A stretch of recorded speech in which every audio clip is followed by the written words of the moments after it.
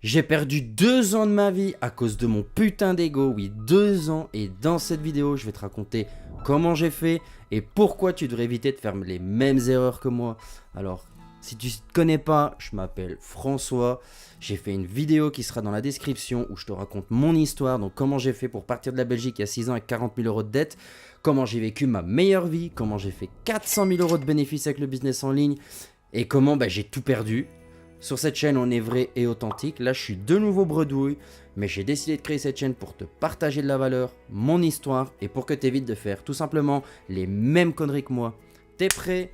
On démarre cette vidéo. Bon les gars, en premier, désolé, je suis cerné comme une couille. Là, il est 23 h après le taf. Mais bon, si on veut aller chercher des résultats dans la vie, il n'y a pas d'heure. Faut bosser. Du coup, on va parler de l'ego. En fait, l'ego, on s'en rend pas compte, mais c'est constamment présent dans notre vie. Enfin, ça dépend pour qui. Ça dépend si t'en as, ça dépend si t'en as pas. Je vais te citer quelques exemples personnels. Là où c'était le plus frappant, c'est que, par exemple, quand j'étais en couple, j'avais une dispute. Je rentre du travail, j'ai une bonne humeur, et tu rencontres ta meuf. T'as envie de passer un bon moment, et elle, je sais pas, elle a une journée de merde, elle a ses fouf. Elle te fait une petite remarque, ça part en couille, bam, dispute. Et toi, tu vas te dire, putain, je rentre, j'avais une bonne vibe, elle me casse les couilles. Vas-y, je lui parle pas ce soir. Tu l'ignores peut-être un jour, 2 jours. Et en fait, tu vois, ça, c'est des comportements où, si t'avais un petit peu moins d'ego, tu pourrais te dire, elle était peut-être pas bien, elle a peut-être une mauvaise journée, je vais peut-être baisser un peu, retourner vers elle et lui dire, écoute, calme-toi, etc. Et boum, directement, tu peux soigner une situation, la sauver même, cette situation. Et en fait, je pense que parfois, par ego, on perd énormément de temps et on veut pas admettre les choses. Aussi, par exemple, l'ego, je trouve que ça t'empêche de te remettre en question. Parfois, dans la vie, tu vas avoir de la merde, tu vas être triste, tu vas te dire j'ai que des malheurs, que ce soit bien financier, en amour, etc.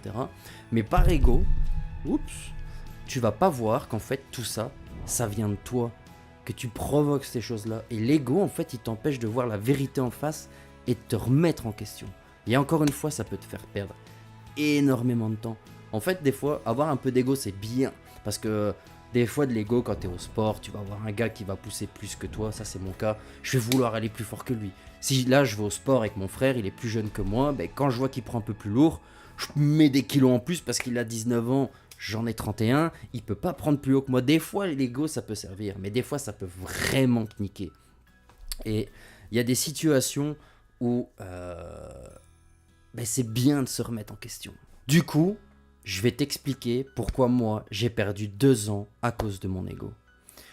Alors, si t'as pas vu mon histoire, je te fais un petit raccourci, mais j'ai fait beaucoup d'argent, j'ai eu des mauvaises fréquentations, j'ai fait la fête, la pandémie, etc. Et j'ai cramé toute ma thune. Et en fait, après avoir cramé toute ma thune, je suis un peu tombé en dépression, mais aussi, je me cherchais. En fait, ce qui s'est passé, c'est que quand tu fais beaucoup d'argent, je faisais des 100 000 euros par mois, j'ai fait jusque 400 000 euros de bénéfice. Du coup, j'ai eu des très gros mois. Et en fait, quand ça s'arrêtait du jour au lendemain pour diverses raisons, des blocages, les banques, etc., mon business, il s'est coupé du jour au lendemain. Et en fait, après, à cause de mon ego, je cherchais des business pour regagner 50, 60, 100 000 par mois. Et je me disais pas, putain, ouais, 5, 10 000, ça peut être bien. Et en fait, ce qui se passe, c'est que je me dis, ok, je vais commencer le trading. Et là, je commence le trading, je me forme 2-3 semaines. Je fais un peu de démo, mais je fais non, je suis un champion, j'ai réussi avant, je vais tout défoncer. 86% taux de trade correct. Mais en fait, ce qui m'arrivait, c'est que par ego, je faisais un trade, ça montait à 1860, je dis non, je veux 2000. Boum, ça se retourne. Et je remettais. Je voyais pas qu'en fait, je faisais de la merde, je me croyais bon, je me croyais mieux que les autres, et en fait, ça m'a fait perdre 40 000 balles. Du coup, ce qui m'est arrivé, c'est que je cherchais plein de petits business, et en fait, j'arrivais pas à me contenter de peut-être me dire, refais déjà 3000, c'est bien, dans un nouveau business. Non, comme j'avais fait 100 000 par mois dans un autre business, je me suis dit, putain, mais 3000, c'est de la merde. Or que je sais d'où je viens, et 3000, en Colombie en plus où je vivais à Medellín, c'était suffisant. Mais non, mon ego, il m'a empêché de voir clair. En plus, je suis quelqu'un qui se remet souvent en question, mais à ce niveau-là, j'étais non. J'ai fait ça, faut que je continue. Je vais te donner un autre exemple. Ce qui m'a ruiné, c'est que j'ai commencé à louer des grosses villas quand j'avais de l'argent, des villas à 4000, des villas à 5000 euros. Et en fait, je prenais des maisons, même pas pour moi, mais pour les autres. Parce qu'en fait, je me disais, ouais, les gens, ils m'ont connu dans une telle maison. Si j'ai pas une discothèque et une piscine chauffante quand les gens ils viennent me voir, ça va pas le faire. Qu'est-ce qu'ils vont penser? En fait, mon ego était tellement haut que j'arrivais pas à voir la vérité en face, en fait. C'est que, oui, j'ai fait beaucoup d'argent, mais même avec cet argent, je pouvais pas continuer à avoir des putains de maisons de luxe et à continuer ce lifestyle. Mais non, mon ego m'a empêché. Donc, bam, ça m'a détruit inconsciemment. Après, ce qui m'arrive, c'est que, pareil, ton entourage, des fois, t'es avec des gens, j'ai un peu mal tourné, soirée, drogue, femme, et mon ego, en fait, il m'a empêché de voir clair. Je me suis dit, ouais, c'est des bonnes personnes, c'est ça la vie, machin. Et en fait, il a fallu vraiment que je me retrouve avec 10-15 000 balles sur mon compte pour me dire, en fait, mais qu'est-ce que je fous? Et là, j'ai pris une claque. Alors, ce qui se passe, c'est que peu importe le business que je lançais, j'ai réussi à refaire un petit peu de thune après, mais mon ego me bloquait dans tout. Je fais un autre exemple, c'est que quand je suis parti de la Belgique, j'ai commencé à me filmer. Et si j'avais continué à l'heure actuelle, ma chaîne YouTube, elle aurait des milliers d'abonnés parce que mon histoire, elle est quand même incroyable. Et je suis parti, je commence à me filmer. Et en fait, mon ego m'a empêché de créer cette chaîne YouTube. Pourquoi? Parce qu'en fait, j'ai toujours voulu être au top, attendre d'avoir encore plus pour montrer, tiens, j'ai mieux que les autres, j'ai mieux réussi, machin. Et au final, je passais pas à l'action. Aussi parce que je voulais montrer mieux. Et en fait, ça m'a bloqué dans énormément de décisions de ma vie. Cette chaîne YouTube, ça fait 4 ans que j'aurais dû la faire. Et maintenant, c'est pas grave, j'essaye de rattraper le temps perdu. Mais il y a plein de moments de ma putain de vie comme ça où mon ego, il m'a vraiment fait prendre le mauvais chemin. Et la chaîne YouTube, c'est l'un des... J'ai pas de regrets dans la vie, mais j'aurais dû le faire plus tôt. Mais c'est pas grave. Ensuite, les gars, ce qui m'arrive, c'est que j'arrive en fait à survivre petit à petit. Je fais des fois de l'argent, des fois pas. J'essaye plein de business, mais je stagne. J'ai fait une dépression aussi. En fait, je me cherchais, je savais plus quoi faire, je me trouvais nul. C'est parce qu'en fait, j'arrivais pas à me contenter de peu et de me dire refais déjà 1000, refais déjà 2000, refais déjà 3000. Et honnêtement, ça m'a tué un petit peu de l'intérieur. Et je pense qu'il y a beaucoup de gens qui peuvent peut-être être dans cette situation, mais en fait, ils s'en rendent pas compte. Et le problème, il est assez simple. C'est qu'il faut voir les choses en face et se remettre en question. Moi, ce qui est arrivé, c'est qu'il y a un moment, je me suis retrouvé sans bouffe là-bas, je me suis retrouvé à dormir sur un matelas par terre, et je voulais toujours pas rentrer en Belgique. Et il y a 1 an et demi, 2 ans, Thomas, mon meilleur ami spirituel, m'avait dit, François, tu t'en rends pas compte parce que ton toit, Enfin, Medellín, c'est tout ce que j'aime, c'est pas tellement cher. Les femmes sont magnifiques, c'est facile d'avoir des meufs dans ton lit. J'avais plein de potes millionnaires qui m'invitaient en soirée. Le climat, c'est le printemps éternel, il fait tout le temps bon.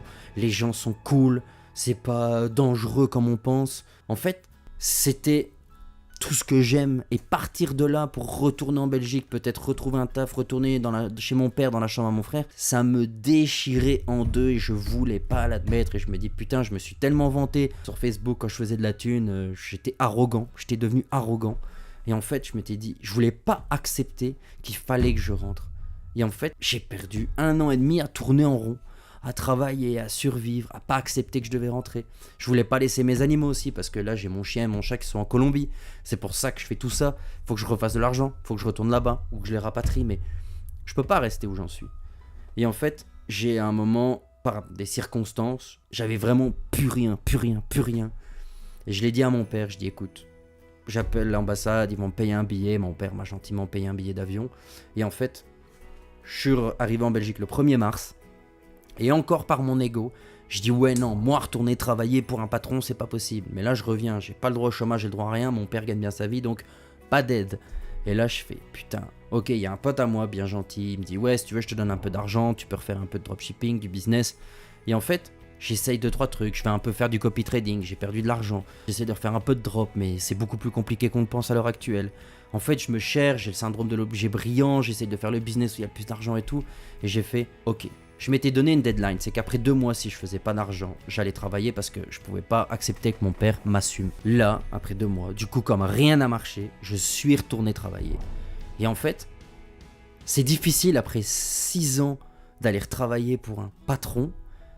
Mais au final, ça m'a débloqué plein de trucs. Dans le sens où, déjà, si j'avais travaillé plus tôt, parce que là, j'ai plus ou moins 3-4 000 euros de dettes à rembourser un peu par-ci par-là, j'aurais déjà payé mes dettes. Là, je commence seulement, ce sera bientôt fini. Ensuite, être chez toi tout le temps à rien foutre, à te chercher, à être perdu, c'est chiant.